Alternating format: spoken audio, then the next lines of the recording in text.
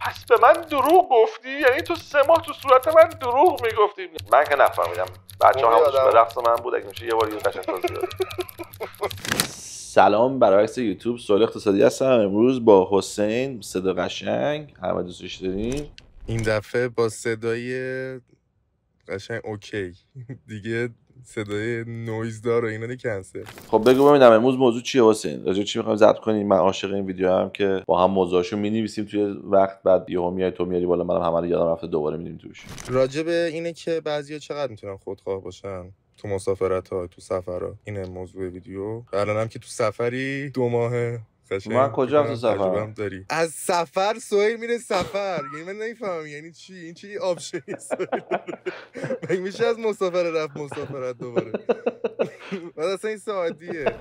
نه آخه چیز بود دیگه، تو این خونه که گرفته بودم چیز بودم، یعنی خوبه ولی یه جا دیگه بود، مثلا 3 ساعت راه بود ولی هتل خفن و اینا. من رفتم اونجا یه حالی کردم، هفته دیگه هم برمیگردم. کلا این خونه رو 30 روز گرفتم، نهم اومدم تو، یعنی اصلا تا نهم نیومدم. بعد الانم 20مه، الان 23مه.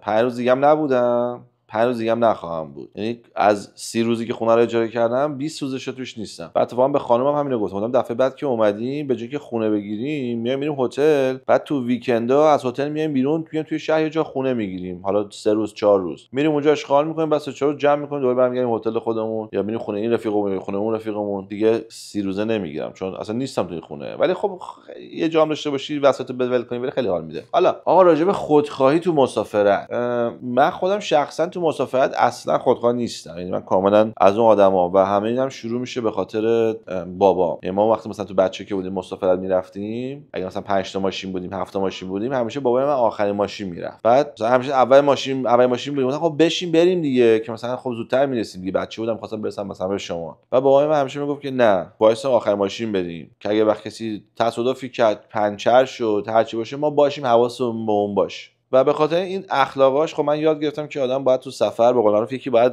رئیس باشه، سرگروه باشه، هر چی قسمش بخوای بذاری، و سرگروه نمیتونه خودخواه باشه. و من همیشه به خاطر خودخواه نشدم. ولی توی دنیایی که من رفتم جلو و دیدم، من سودی نبردم به خاطر زحمتی که کشیدم، به خاطر سرگروهی که بودم. میدونی وقتی یه کار خوبی میکنی ازت تشکر میکنن، ولی وقتی یه کار خوبی میکنی ازت تشکر نمیکنه، میفهمی که یارو نفهمیده تو چیکار کردی ها، یا کار تو خوب نبوده. من میومدم مثلا واسه اینا همیشه کار خوب میکردم، مسافرت مادر خرج بودم، برنامه‌ریزی میکردم، هتل یعنی خونه رو میگرفتم، پولمو میدادم جلو، کریدیت کارتمو میذاشتم که خرابی بشه مسئولیتش با من بود، برای همه خرید میکردم، خوراکی میوردم. بعد مثلا اگه فلان کسک اون چیزو دوست داشت، برای اون یه نفر اونو میگرفت. مثلا یه نفر توی گروه فقط بود که مثلا ردبول زرد میخورد، یه بسته 4 تایی ردبول میگرفتم، کسی هم دست بزنه میگم دست نزن، این مال فلانیه، اون فقط اینو میخوره. برام گفتم اگه میخوای مثلا دفعه بعد تو میگم اینا، یا طرفو از خودش بپرس. ولی همیشه مردم نمیفهمیدن که منم چیکار میکنن و بعدن برام حرف در آورده بودن که آره مثلا من اگه مثلا میگم خونه رو $1000 گرفتم دروغ میگم. مثلا زنگ زدم به اون یارو گفتم $300 به من پول پس بده. از این داستانا شد، چون آدما میگم کلا من از من هممون آدمو که همه از من کثیفی بدیم همه. حالا یه سری جور خوششون میگیرن بد نباشن، یه سری اصلا واسهشون مهم نیست، ولی چون همه بدیم، این بدیه جزئی از بازیه و آدما همیشه فکر میکنن که مثلا تو میتونستی این کار بدو بکنی، چی کار بدی میتونستی بکنی، و اونو میارن تو بازی که مکشور کنن حتما تو به قول معروف جریمتو پس بدی، به جای اینکه ازت تشکر بکنن که هیچی، میره سه جا میشینه واسه حرف میزنه، میگه آره بابا خاصی مسابقه با سهیل نری، یا خود اگه بگی حتما مطمئنم ارزونتر میشه. یه بار نکرد، یه بار تست نکرد. و من احمق همه رسیدار نگه می‌داشتم، همه رو مینوشتم و به همه گفتم بچه هر کسی میخواد روز زیاده بیاد، من همه نوشتم بهت نشون بدم. بعد هیچ وقت نمیومد بپرسه، ولی همه آماده بودن که بگن این یارو دزده. واسه همین من خودم از خودخواهی چیزی نداشتم که ببینم. من خودخواهی نکردم توی مسافرت ها، همیشه حواسم بود که همه ببرن، چیزی که به نفع همه است اتفاق بیفته. ولی اکثریت آدما فقط به فکر خودشونن و به چی جاشون نیست. یه دونه مثال خیلی خوب دارم، یه رفیق داشتم کلا آدم خیلی خوبی نیست، یعنی آدم متفاوت راجبش حرف میزنن، حرف خوب راجبش نمیزنن، ولی در صورت با این مسافرت بودم. بعد من مریض شده بودم، رفتیم رستوران، مسموم شده بودم، بدجور داشتم، مثلا روزی 10 بار بالا می آوردم، اصلا نمی‌تونستم تکون بخورم. بعد تو این مریضی اینا اومدن در اتاق ما که مثلا با دوست دخترم برن یه جایی، خواستم برن خرید کنن. تو مریضی براشون بهشون که فلانی اگه میشه این حواس به دوست دختر من باشه. اون سنی هم مثلا چند 24 25 بودیم، برات مهم بود که مثلا برسی به دوست دختر از این حرفا. بعد گفتم که آقا حواست باشه دوست دختر منو مثلا از خود دور نکنی، وقت کسی ندوزتش، کسی به چپ نگاه نکنه، یه وقت مثلا اوف نشه. گفت آره داشتی حتما. و حالا همین آدم که دارم میگم داشتی حتما، دوباره مصافتو من پیدا کردم، من کارشو کردم، من پولشو دادم، این فقط مثلا یه روز به من پول داده، همه کارشو باز من کردم. بعد رسیدیم یه استایلی زدم، برداشتم پاسپورتمو فتوشاپ کردم، نه پاسپورتمو، یه دونه سرتیفیکت ازدواج رو فتوشاپ کردم برای خودم، یه دونه فتوشاپ کردم برای اونا. بعد وقتی وارد هتل شدیم بهشون گفتیم که ما تازه عروسی کردیم. بعد اون پرزیدنشال سویت که وسط و باز میشه و دو تا اتاق داره و سالن گنده، اونو به ما دادن. یعنی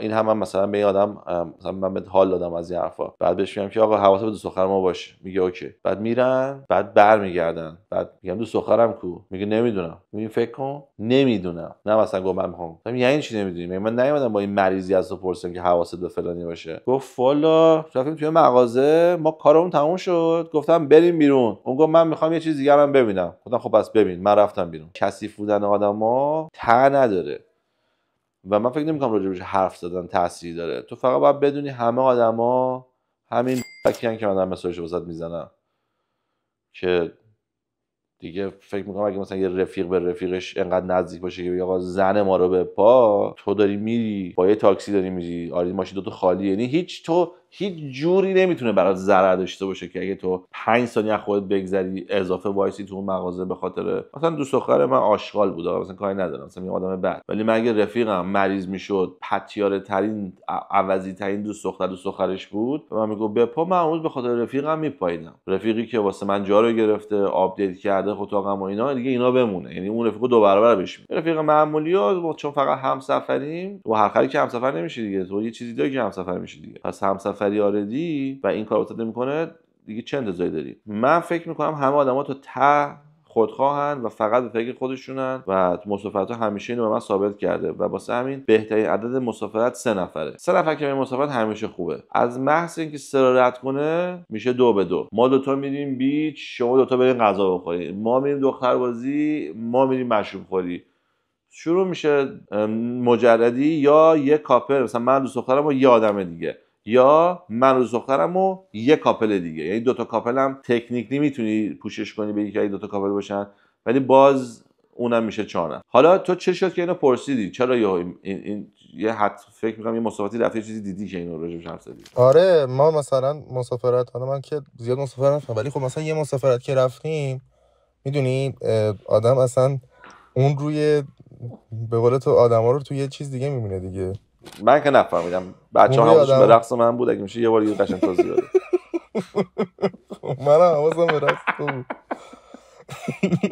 نامد آدما مثلا چه میدونم وقتی 2-3 ساعت تو مثلا میری بیرون یا کافه، اون روی اون ته رو نمیبینی، ولی مثلا وقتی چه میدونم 3-4 روز با یه آدمی قشنگ میفهمی چی به چیه، قشنگ میری تو بر یارو، میدونی چی میگم، خیلی راحت تر میشه فهمید. میگن رفیق تو تو 2 جا میتونی بشناسی، یکی تو بیزنس، یکی تو مسافرت. آره دقیقاً. مثلا ما رفته بودیم، مثلا چه میدونم شاید شیک و پیک رفتار میکردن مثلا تو حالت معمولی، ولی تو مسافرت که رفته بودیم چه میدونم یکی اول بازی در می آورد و یکی مثلا چیز میکرد و یکی مثلا خودخواهی میکرد و یکی پشت سر طرف میزد و چون مثلا 7-8 نفرم بودیم قشنگ این چیزو میفهمیدیم، چون دیگه اصلا قایم نمیشد.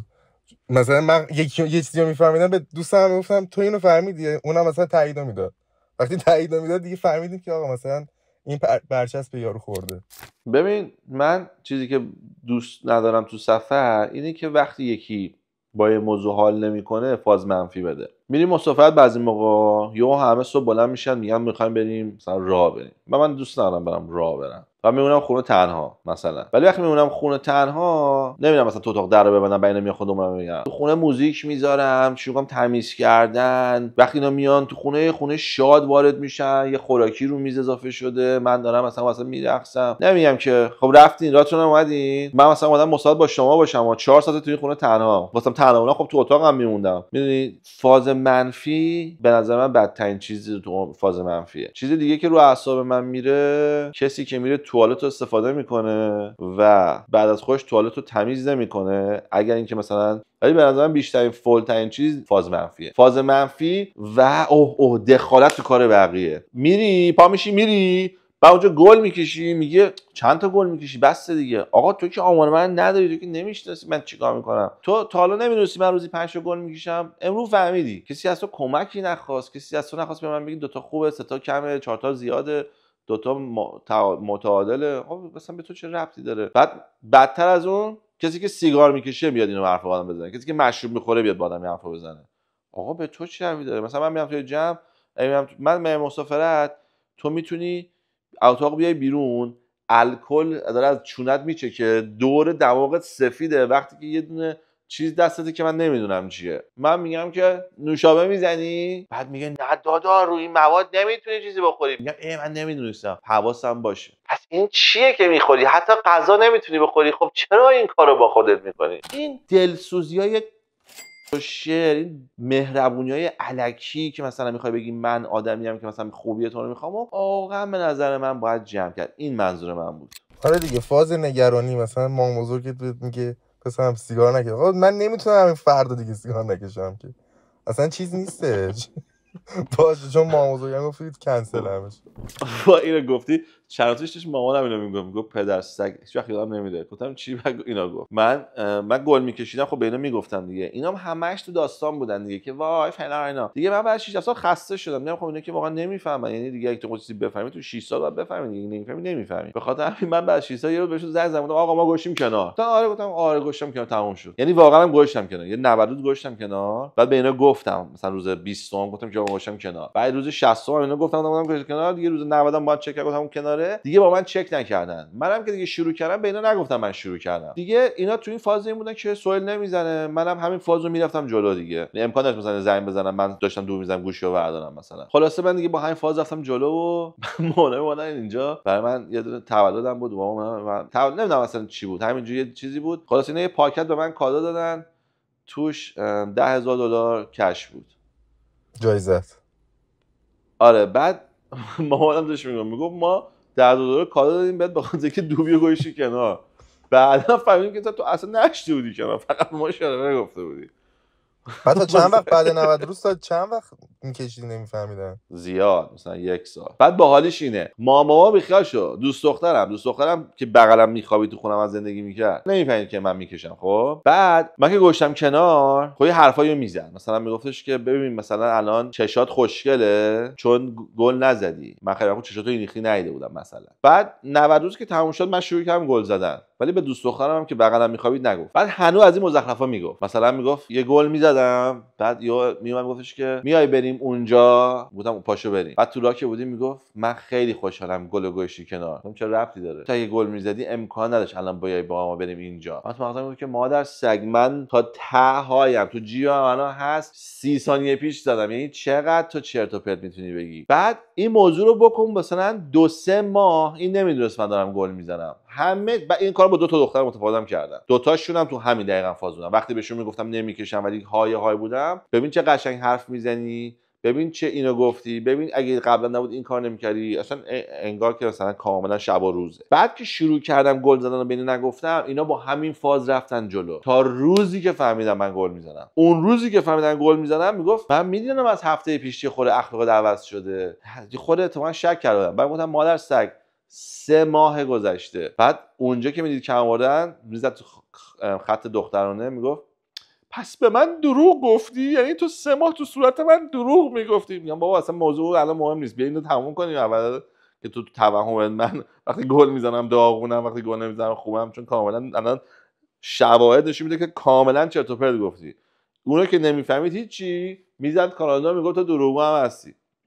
خلاصه دروغ هم بودم، ولی میگم دروغ این به فارسی بهش میگم مصلحت‌آمیز، یا اینکه خسته شدم گور پدرت ولم کن، به تو چه ربطی داره من چه گویی میخورم، من گاوم چیکار کنم. مثلا همین امروز صبح یه اتفاقی افتاد، حالا رب داره میگم. سشوار از بابام گرفتم یه کاری باش بکنم، این پشتش کثیف بود، انقدر کثیف بود که هوا اصلا دیگه نمیرفت. باز کردم یهو صداش گفت اصلا انگار که گرفته بود، در واقع در این لول گرد و خاک بهش نشسته بود. واسه من اینو تمیز کردم و بعد به مامانم که اخابی داشت گفتم بابا این سه شواره که می‌خواستی بخری و این حرفا، گفتم سه شواره رو عوض کنم، این سه شواره سوراخش بسته بود، مشکل سه شواره نداشت، برای همین نباید تو کاری می‌کردی، برای همین کار نمی‌کرد. بعد میگم تو مامان واقعا بلد نیستی یه سه شوار تمیز کنی؟ 25 سال بزرگترین آرایشگاه ایران رو داشتی، 50 نفر در آن باید کار می‌کردن توش، 50 تا سه شوار همیشه داشت کار می‌کرد، تو واقعا بلد نیستی سه شوار تمیز کنی؟ بعد برایش جوابش میگه که من که سه شوار تمیز کن نبودم، من رئیس اونجا بودم، من کارگر داشتم. بعد بهش میگم مگه من سه شوار تمیز کنم؟ بعد میگه نه. یعنی همین جمله بعد اینو تموم کنه دیگه، یعنی باهوش بشی میفهمی دیگه. چون اگه یه نفر 25 سال بغل سه شوار بوده نفهمیده، من که تا حالا یک بار تو زندگیم سه شوار ندیدم که نباید اصلا هیچ چی بفهمم دیگه، منطقی نیست. پس اگه منی که یه بار تو زندگی برای اولین بار سه شوار گرفتم جلوی دستم فهمیدم، تو که 25 سال بغل شدی باید میفهمیدی دیگه. حالا که نفهمیدی، ما داریم راجع به این صحبت میکنیم، این حرف این که تو میگی من که کارگر نبودم، من خفن بودم، من چون پول دارم اینا واسم مثل سگ کار میکردن، خب اگه تو که توش بودی نفهمیدی، پس من هیچ جوری نباید بفهمم دیگه. تنها راهی که من میتونم بفهمم که پس من کارگر باشم. حد اینو شاید 12 بار مامان من تکرار کرد که میگفت من که کارگر نبودم. میگم خب مگه من کارگرم؟ میگه نه تو هم کارگر، تو باهوشی. میگم یعنی چی؟ 12 بار اینو چرخود و آخرش هم قول بده میدم نفهمید. یعنی آخرش هم مثلا گفتش که این پسر اصلا احمق گور پدر سوئد. یعنی آخرش هم حرف من نفهمید. وقتی تو داری به کی مثال میزنی میگی آقا من اینو نمیدونم چون که من کارگر نیستم، فکر کنم تو الان بچه‌ام ببینم مثلا روزی 10 بار این داستان تکرار میشه تو خونه.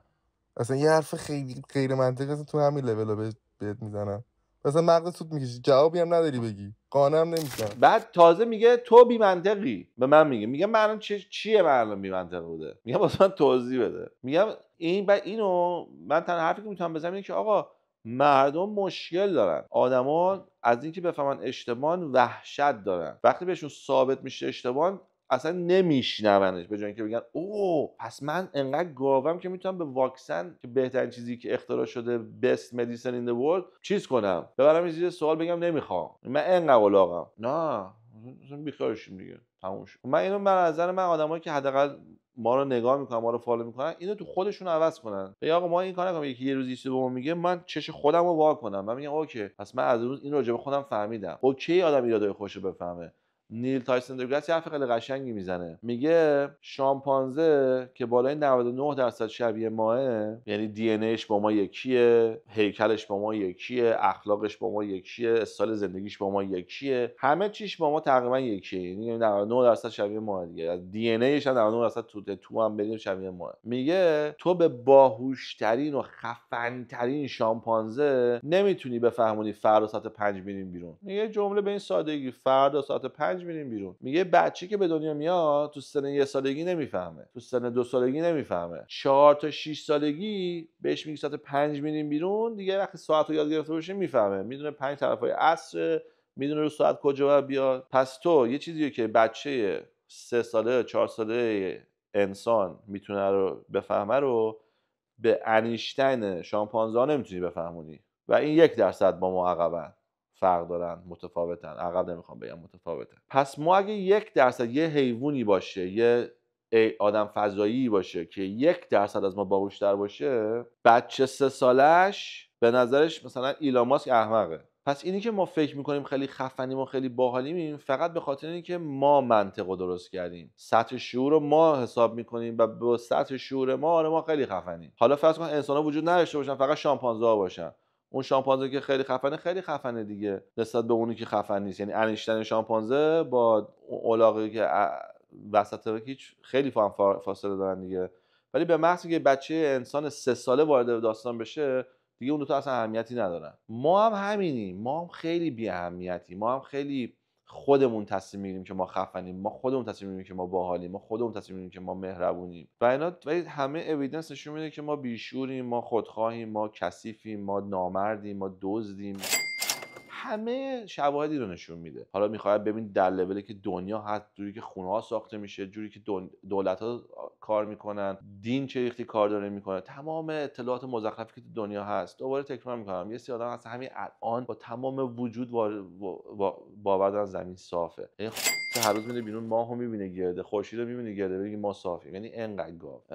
بفهم که ما این گاویم. اگه تو از این گاوی در اومدی دمت گرم، ولی بدون هنوز گاوی. نمیتونی تایتش انیشتنش هم باشی ولی هنوز گاوی. همونجوری که گفتم اون میمونم انیشتنش باشه واسط مهم نیست، میمونه. تو بری یه میمون تو باغ وحش هیچ وقت زنده نگفتی که فکر می‌کنی این میمونه باهوشه، این میمونه اسکلشونه. همه میمونه بعد یکی هم. میخواد انیشتنش باشه، میخواد اسکل تعیینش باشه. یاد نره خودت انقدر جدی نگیر و اجازه بده که قبول داشته باشی که آدم ضعیفی هستی و جلوی ضعفاتو بگیر. بحث الکی هیچی رو به هیچ جا نمیرسونه، نشون میده دنیامون هم همونجوری داره به هیچ جا میره. اگه یه تغییری باید باشه باید از خودمون شروع کنیم. این دو قرون بنده واسه این داستان. سوال اقتصادی، سوال اقتصادی، دو دو دو سوال اقتصادی، سوال اقتصادی، سوال اقتصادی، سوال اقتصادی.